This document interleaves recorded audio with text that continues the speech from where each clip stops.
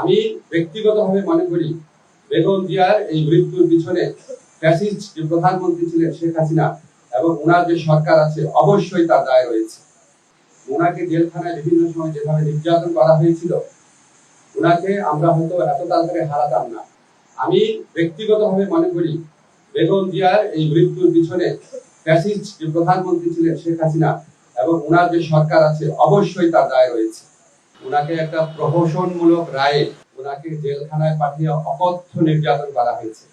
বেগম খালেদা জিয়াকে যেই মামলায় দোষী সাব্যস্ত করা হয়েছে, এটা যে প্রহসনের একটা রায় ছিল, এটা যে একটা সম্পূর্ণ সাজানো রায় ছিল, এটা আমাদের সর্বোচ্চ আদালতের আপিল এবং রিভিউর মধ্যে দিয়ে প্রমাণিত হয়েছে। সর্বোচ্চ আদালত সুপ্রিম কোর্টের আপিলের ডিভিশনের রায়ের মধ্যে বারবার বলা হয়েছে যে বেগম জিয়াকে যেই মামলায় সাজা দেওয়া হয়েছে সেটা সম্পূর্ণ রংলি, উদ্দেশ্য প্রণোদিতভাবে, জিজ্ঞাসা প্রসূতভাবে ওনাকে সাজা দেওয়া হয়েছে।